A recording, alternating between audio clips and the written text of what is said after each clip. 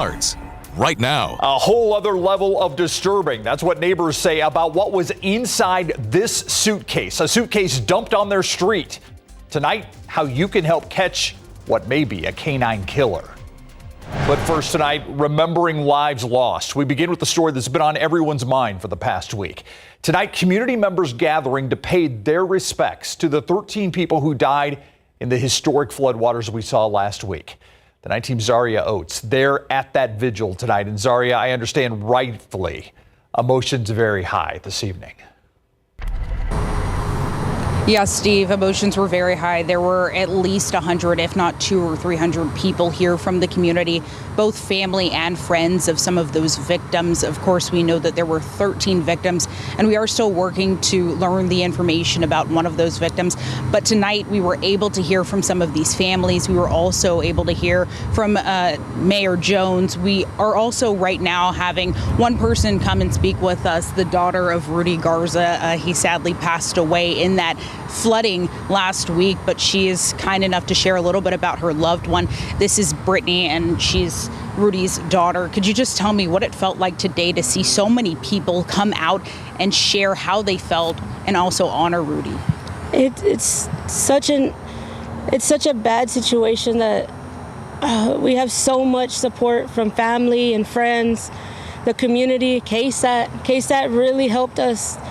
I had no resources the night that I couldn't find my dad, and Adam Caskey sent me an email. Sarah Costa the next day got me interviewed, and we just everybody's sticking together, and I can't thank everybody enough. The community, Spalglass has been so great to my family, and I'm just so grateful. My brother's been home with my mom who's battling cancer, and I'm so grateful to him because he's letting me come out here, and I'm out here for us, and I'm just so grateful. And again, I can't thank the community enough, and we have to all stick together.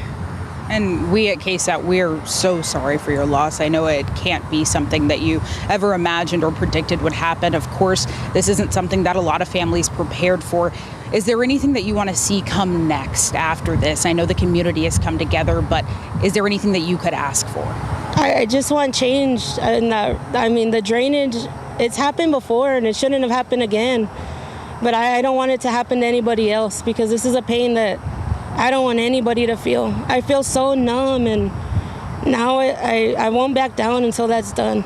And it looks like all the families are in agreement, so that's what it seems like. Thank you so much. And to you, the viewers, if you are someone who is a family member or a friend of some of these people, please reach out so we can help get you some resources. Of course, we had those family and friends come out tonight, but if you do want to chat with us, you can send us a message to KSAT live on the Northwest side. I'm Zaria Oates. Making sure that we are all aware of making sure that is appropriate in scope, not only for the engineering and infrastructure related items as a result of that, but also make sure our processes and policies as it relates to extreme weather events were sufficient. The weather, that flooding also discussed ahead of today's swearing-in ceremony for the new mayor. That was newly elected Mayor Gina Ortiz-Jones talking about city infrastructure and what happens next.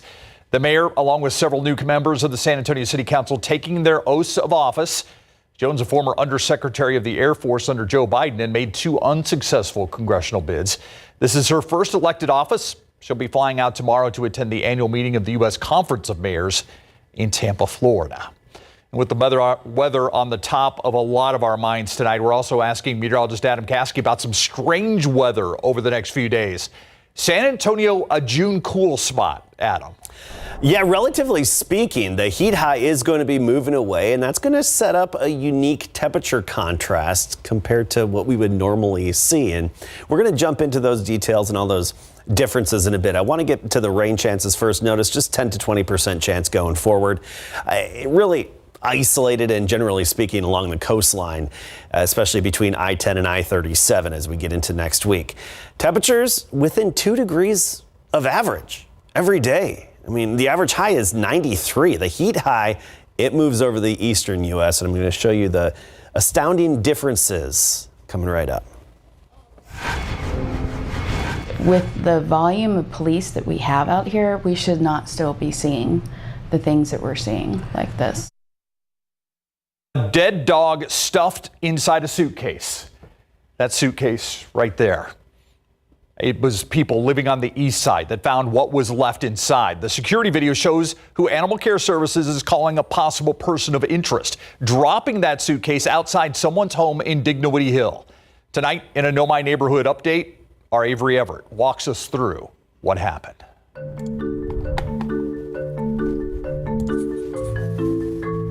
Video shows the exact moment. A suitcase was dumped on San Antonio's east side, but it's the horror of what was inside that's still keeping some neighbors up at night. That's a whole other level of disturbing. A dead dog was found crammed inside that bag, and a spokesperson for Animal Care Services says this man is a possible person of interest. When did you realize that this suitcase had been dumped on your front lawn? I was coming home from work. This is the woman who found that suitcase on her lawn. She's asked us not to show her face. There were flies, it smelled horrible, and it just had a really bad, heavy feeling. It's hard to explain, but then I called the police and they responded right away. An SAPD report says officers opened the bag last Saturday night around 8 p.m., revealing a small dog wrapped in cotton. They notified ACS. Animal Care Services says the dog was not microchipped and appears to be a small terrier mix. But the office is still trying to find out how the animal died. I can't even fathom why there would be a dog in there at all. Why would you put a dog in a suitcase for any reason whatsoever? ACS emailed us these two screenshots of security video showing who they've identified as a possible person of interest. They're asking anyone with information to call 311. Neighbors say they're still in shock, knowing something like this could happen right outside of their homes. That's just wrong on so many levels. With the volume of police that we have out here, we should not still be seeing the things that we're seeing like this. She says the San Antonio community has a responsibility to protect its pets. They can't speak up, they can't protect themselves, and we need to do that protection. A neighborhood waiting for answers as ACS investigates. Avery Everett, KSAT 12 News. I agree with that neighbor, wrong on so many levels. New on the Nightbeat, we've learned the name of a man who was found dead underneath a downtown bridge. The Bexar County Medical Examiner's Office says 38-year-old Curtis Davis's remains were discovered back on June 11th under I-10 near North Frio Street. He was found with a gunshot wound to the chest. His death is being investigated as a homicide. One man is fighting for his life tonight after San Antonio police say he was stabbed by his brother. This was the scene around 6 o'clock this evening on Greenwich Street. That's just west of I-35 and I-10. San Antonio police say the man was found with a stab wound to his cheek. He was taken to the hospital in critical condition. Officers are still looking for his brother, who they believe stabbed him. We're told an argument led up to that stabbing. New photos tonight show a vehicle that police in Balcones Heights are searching for. We're told the driver is suspected of hitting and killing a woman in her 60s, then speeding away. Do you know who it is? This is what that car looks like. It's coming up here just a little bit. The crash happened last Friday just before 8 p.m. on Fredericksburg Road. Irma de Leon crossing the street near the Wonderland of America's Mall when a car hit her. This car. Police say the sedan is an Acura TLX between the years of 2015 and 2017. And it doesn't look like the car had a front license plate. Anyone with information should reach out to the Balcones Heights Police Department and share that info. I'm giving you a shot. Don't mess this up. I'm sorry, and I really am, and I don't know if you believe in God, but I do, and I'm trying to turn to God and just be a better person in general. The words of an 11-year-old boy who brought a gun and 60 rounds of ammo to Harris Middle School last month, having a face-to-face with the judge today, taking a plea deal for 1 year of deferred adjudication.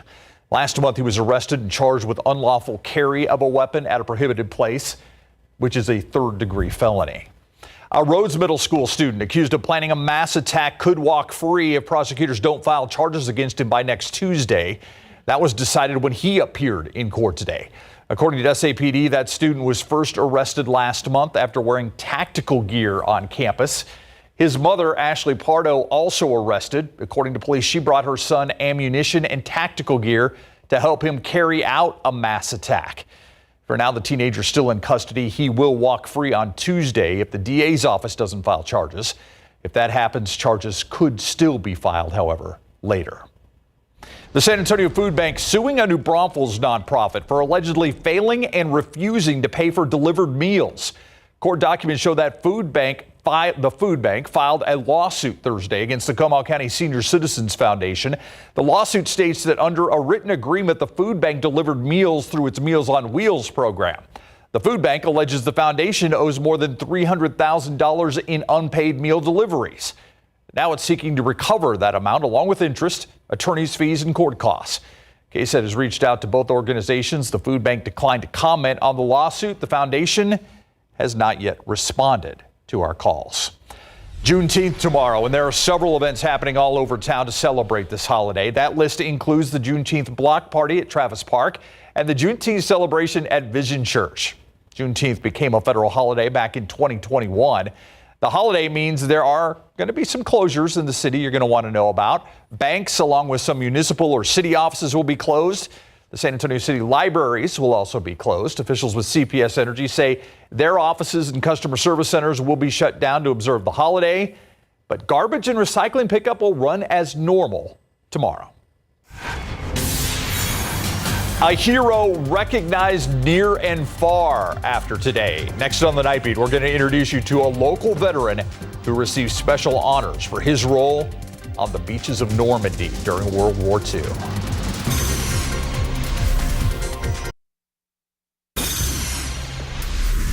We're still trying to figure out exactly what our service is going to require down here in Tampa. But I think it's very important that, citizens of Bexar County know that we're fully engaged. Duty calls. That was Bexar County Commissioner Grant Moody speaking with us tonight. Today he packed up and left for MacDill Air Force Base in Tampa, Florida.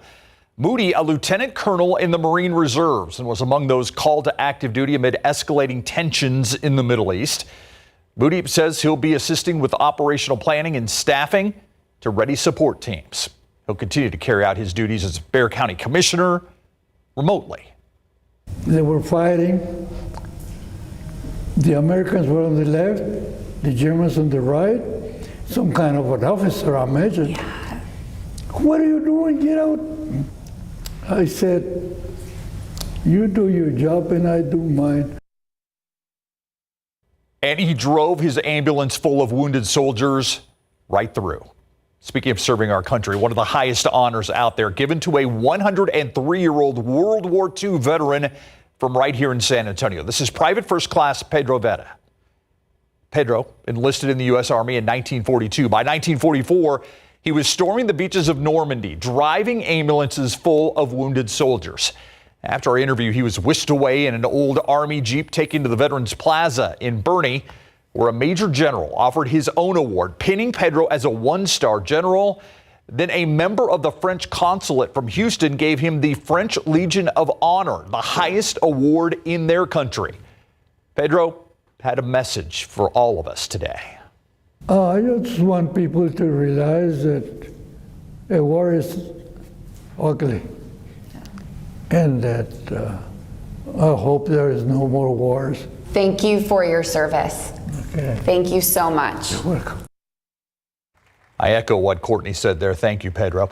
And can you believe the 4th of July is just 2 weeks away? Star and Stripes on Houston Street returning this year.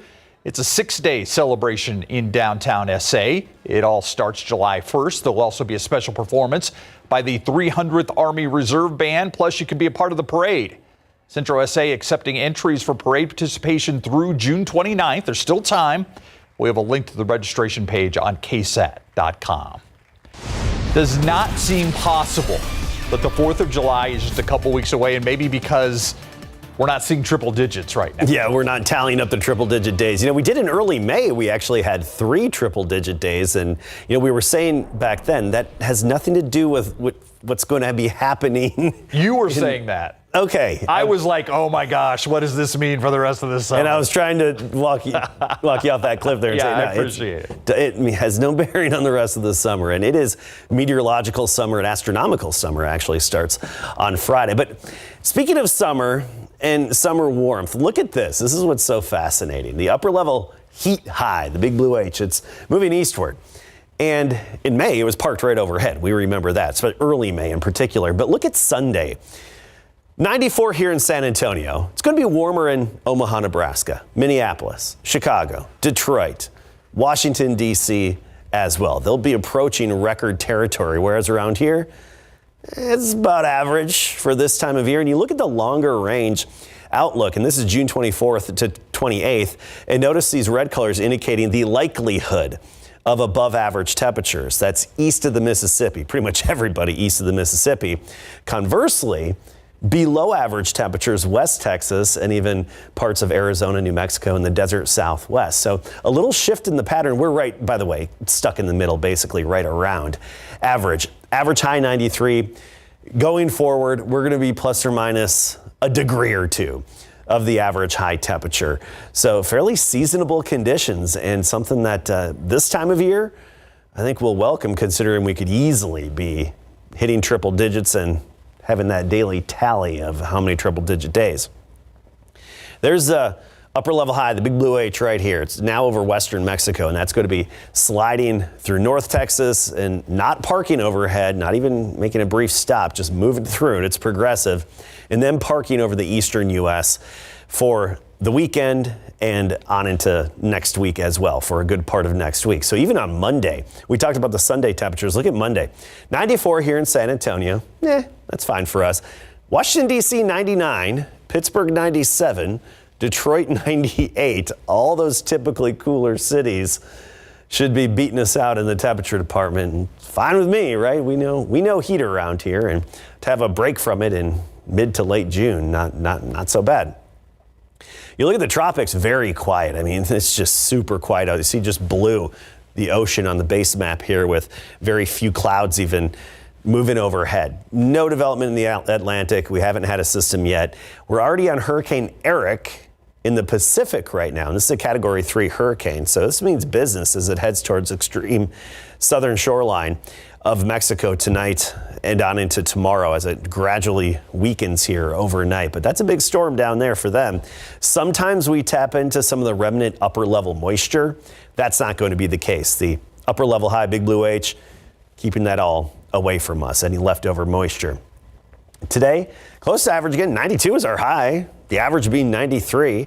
The record 104 set back in 2011. I point out the records because that gives you a good sense of what's possible this time of year and where we have been this time of year on this day. All right, I can tell you with certainty Carrizo Springs did not have a high temperature of 18. And don't you love how it throws off the contours here? Gives us that little bullseye color. Anyway, we were in the 90s for the most part. Did make it to 101 in Del Rio. 76 tomorrow morning at sunrise. Some clouds early, then total sunshine, I think, by 9 o'clock and the rest of the day. 94 the high temperature, so very similar. Converse 93, 96 in Sabinal. You go farther west to the Rio Grande and closer to 100. It's just unique to see these seasonable temperatures after the last several summers we've had. Just floating right in the low to mid 90s. Yeah. And by the way, rain chances at about 20%. Mainly some of those coastal pop-up showers next week. I mean, that is a good looking 7-day forecast. Hey, for mid to late June, yep. We'll take it. Thank you, Adam. By the way, you want to know, Larry, two of the best things I saw today? What's that? One was that 103-year-old World War II veteran getting recognized and honored. Yes. Well-deserved, Pedro. Yes. The second one was the missions game tonight, and I saw a lady holding her cat up like Simba. Like Simba, yeah. In The Lion King. Yeah. And I had the music going in my head. I thought it was a pretty good promotion by the missions. I think so as well, and when you see the video of the cats out there at the game, they look like they were really having a good time. We're talking a lot of baseball when we come up, including UTSA baseball head coach Pat Hallmark and his contract extension. And yes, take me out to the ball game. Oh, look at that kitty cat just focused on the ball game. We got your highlights of this coming up.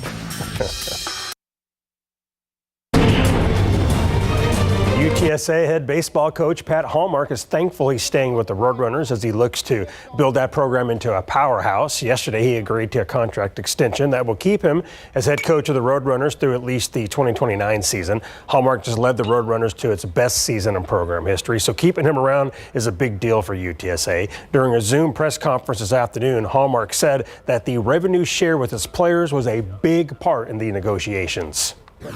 Dr. Campos and her team had committed to some rev share dollars way back, and she had told me that, and I was grateful for that. But there was definitely some movement in that area, significant movement, which was very important to me.